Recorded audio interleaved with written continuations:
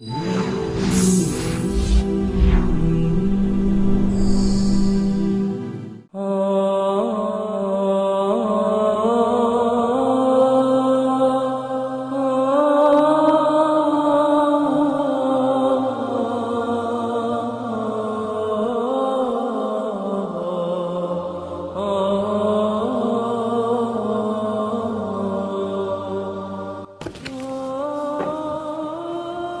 long have you been Muslim?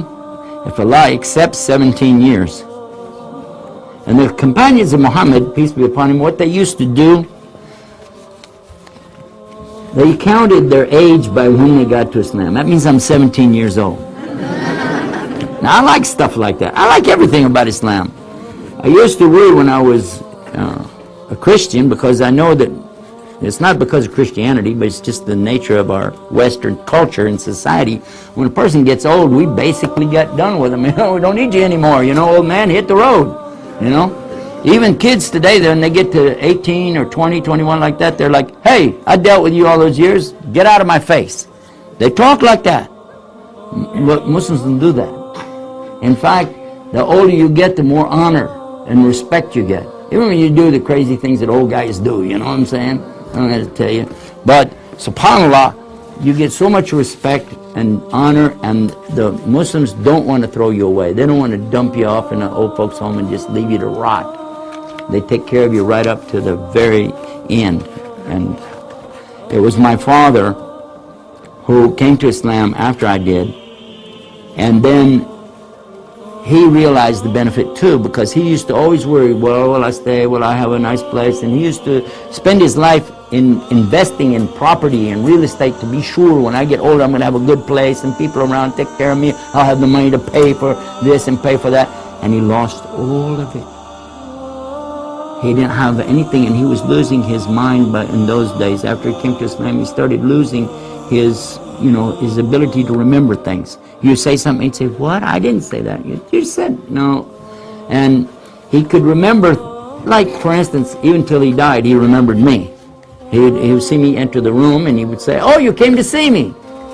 Well, now, the room he was in was my house. And I'd say, yes, Dad. And I'd go out of the room and do something. I'd come back in, oh, you came to see me. So that's the condition that he wound up in. But we took care of him, and I say we because my wife and daughters really did all the work. They literally took care of him like you would a baby. They did everything for him. And do you know something? It's really beautiful, because I was at the computer one time sitting there typing away, as I do it all the time, and I could hear my daughters raising their voices out in the kitchen. It's your turn to do the dishes. It's your turn. I did them last night. You're supposed to do them last night because you didn't do them for 2 days in a row. Because it's your turn, and it's not. Yes, it is not. And I said, oh, God, I'm getting a headache. And I started walking over to the kitchen doors. You know, it's those kind of, like, what do you call those folding things that pop back and forth. And I get over there, and just as I got to the door, I said, you know, if I walk in there, as soon as they see me, they're going to say, Assalamu alaikum, Daddy. And I'm going to say, wa alaikum salam, what's going on? And they're going to say, nothing. Am I right? That's typical. That's what's going to happen. So why bother?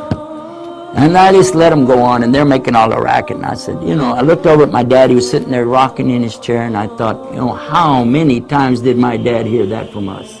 How many times did he put up with us kids?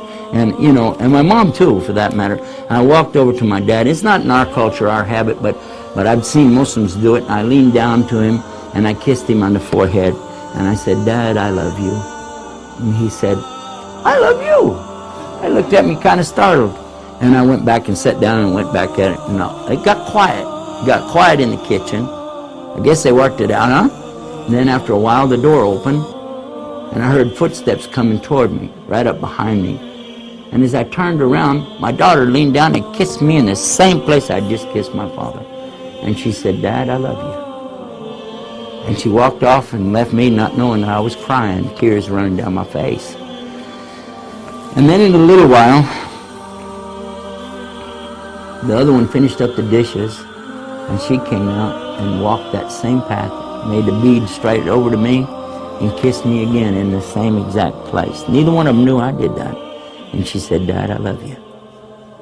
And that was a sign from Allah to me to recognize the value of taking care of your parents. And this is the teaching in Islam, the clear teaching in Islam. It's just not honor your parents, but it is to really serve your parents. And this is what Islam teaches us to do. Alhamdulillah.